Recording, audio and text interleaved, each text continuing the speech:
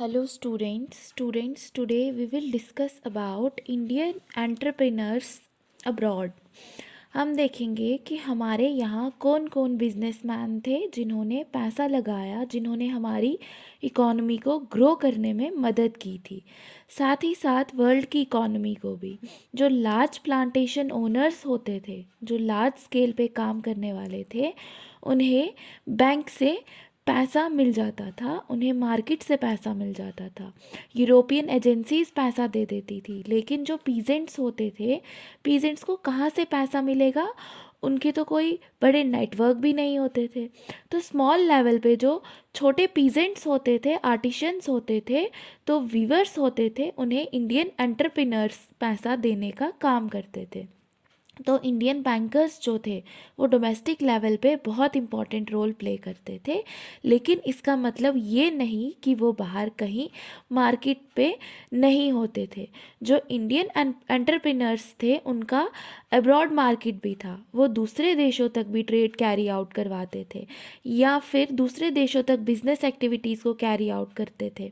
अब यहाँ पे दो नाम हैं, सराफ्स एंड चैत्रियाज।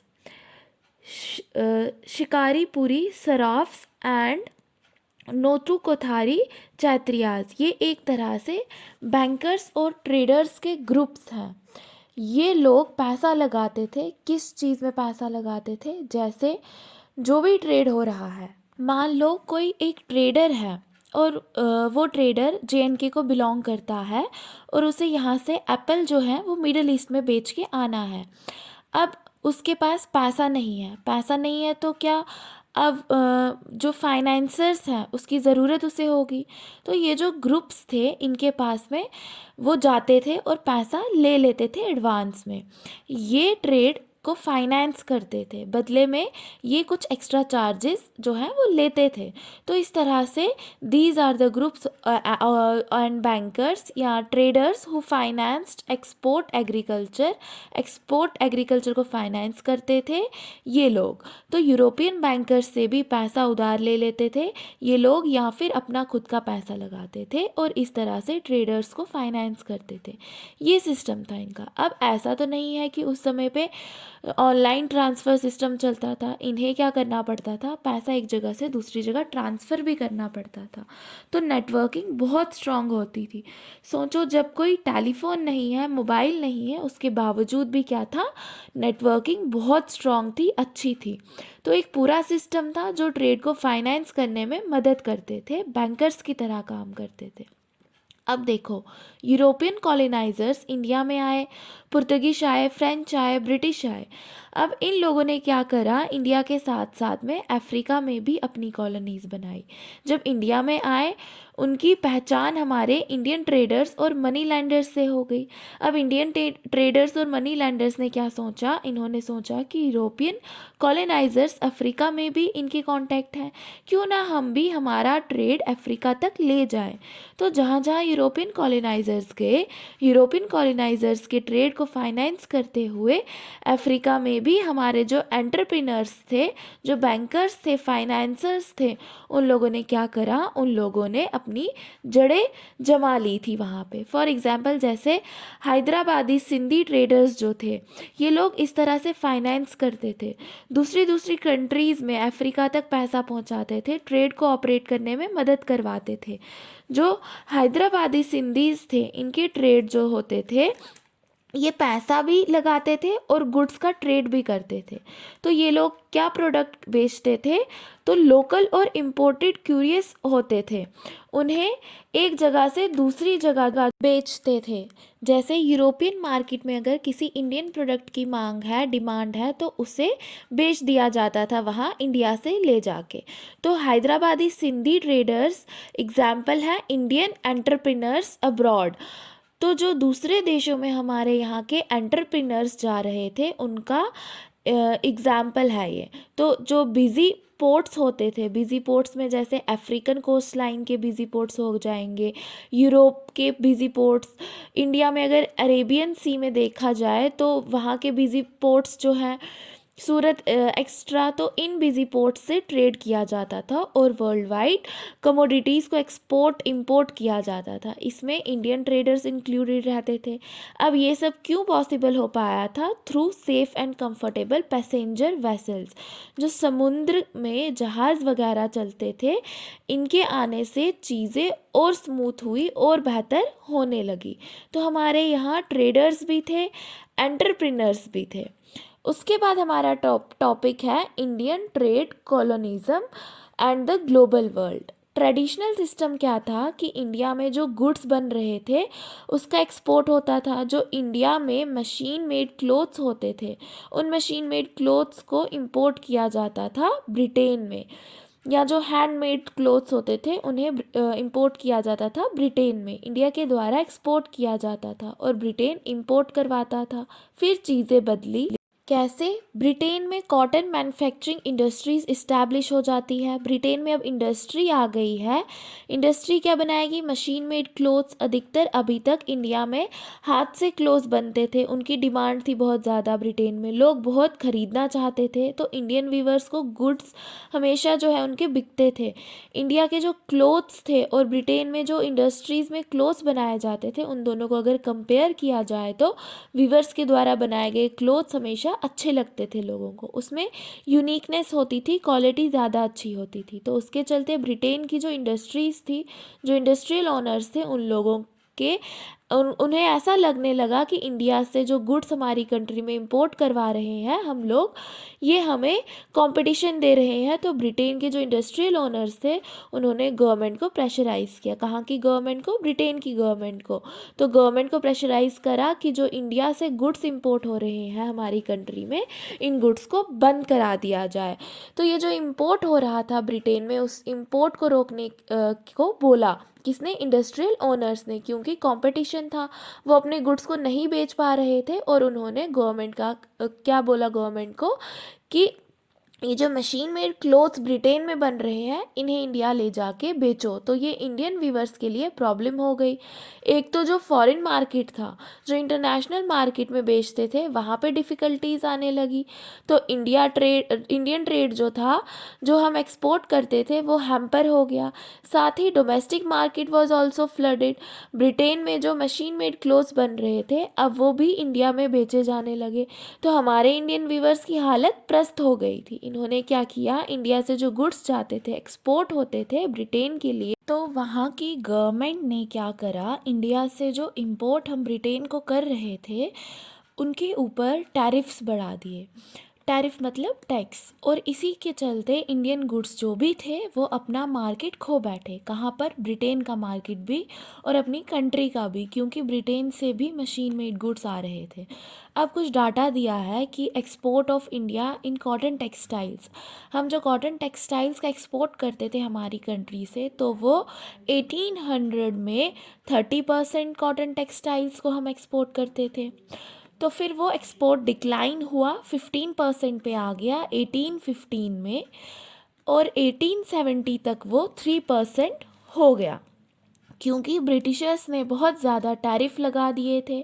अब जब कॉटन टेक्सटाइल्स नहीं एक्सपोर्ट हो रहा था, तो इंडिया से क्या एक्सपोर्ट किया जाता था?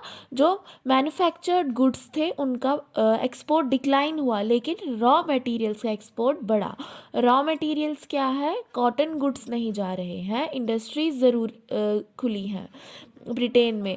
ऐसा तो नहीं है कि इंडस्ट्रीज़ कॉटन खुद बना लेगी आर्टिफिशियल, कॉटन तो ग्रो करना होगा। रॉ कॉटन से धागा बनेगा, धागे से कपड़ा।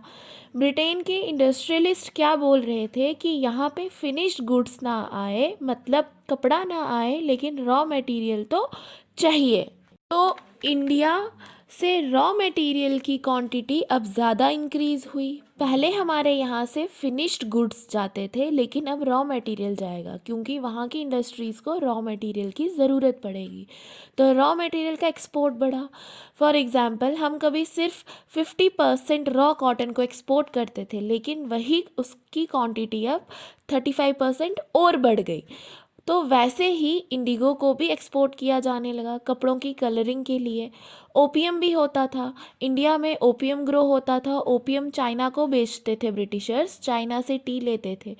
और उसे फॉरेन मार्केट में बेचते थे, इंडिया में बेचते थे। तो इस तरह से पहले फेयर ट्रेड होता था। अब ब्रिटिशर्स ने, ब्रिटिश इंडिया कंपनी ने अपने मोटिव के हिसाब से 19th सेंचुरी में जो इंडिया ट्रेड था उसका नेचर बदल दिया। ब्रिटेन की जो इंडस्ट्रीज़ थी वो इंडिया में गुड्स डाले जा रही थी, यहाँ पे डंप कर रहे थे सारे गुड्स। इंडियन मार्केट में ब्रिटिशर्स गुड्स की क्वांटिटी बढ़ती जा रही थी, लेकिन उसी के साथ साथ में इंडिया से ट्रेड होना बंद नहीं हुआ था। इंडिया से भी हम बहुत सारी चीज़ें वर्ल्ड इकॉनमी में कंट्रीब्यूट कर रहे थे। तो हमारे यहाँ से फूड ग्रेन्स और रॉ मटेरियल बहुत ज़्यादा एक्सपोर्ट हो रहे थे। पहले हम फिनिश्ड गुड्स एक्सपोर्ट करते थे, लेकिन अब रॉ मटेरियल और फूड ग्रेन्स एक्सपोर्ट कर रहे थे। ब्रिटेन अब क्या करता था, ब्रिटेन अगर इंडिया में 100 रुपीज़ का एक्सपोर्ट कर रहा है और इंडिया कितना इम्पोर्ट कर पा रहा है ब्रिटेन को, बस 20 रुपये का। तो इस सेंस में जो एक्सपोर्ट था ज़्यादा था इम्पोर्ट से, ब्रिटेन के पर्सपेक्टिव से। तो had a trade surplus, Britain जो था, Britain had a trade surplus. तो इसे ट्रेड सरप्लस कहा जाएगा कि जो ट्रेड हो रहा है, ट्रेड में क्या हो रहा है कि हमने 20 रुपये का सामान पहुंचाया और ब्रिटेन ने 100 रुपये का सामान पहुंचाया।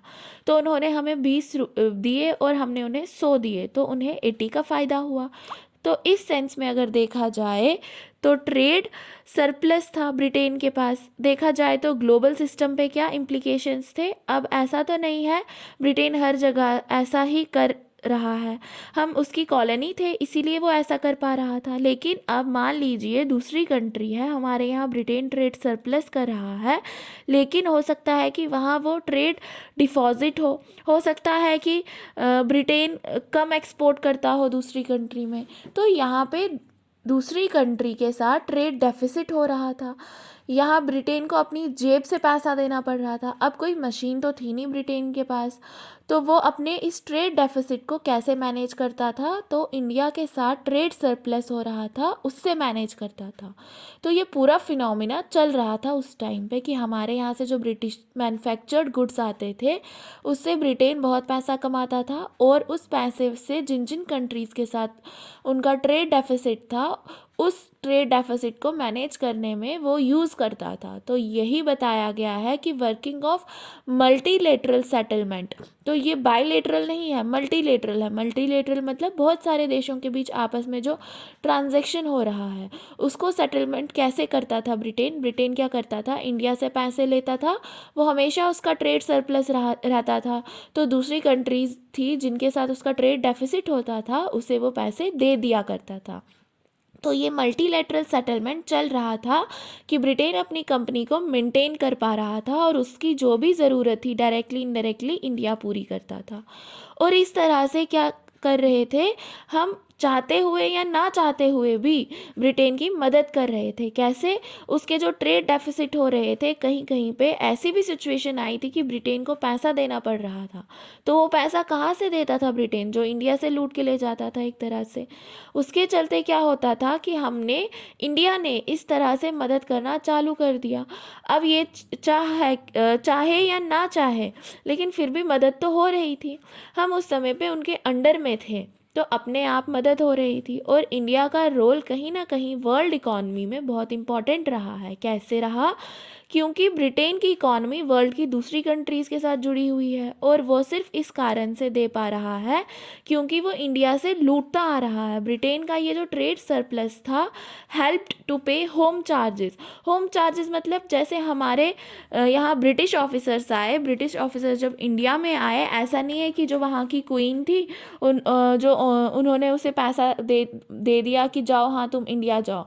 इंडिया जा रहे थे, ये लो मेरी तरफ से पैसे ले लो। उनकी जो सैलरी होती थी, चार्जेस जो होते थे, ये सारी चीज़ें भी कहीं ना कहीं से बेयर करनी पड़ेगी।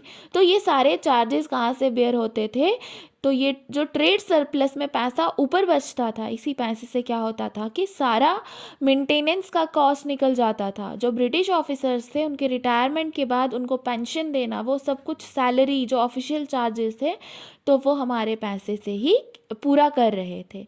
ये सारी चीज़ें निकल के आ रही थी और हम पे जो ब्रिटिशर्स थे वो रूल कर रहे थे।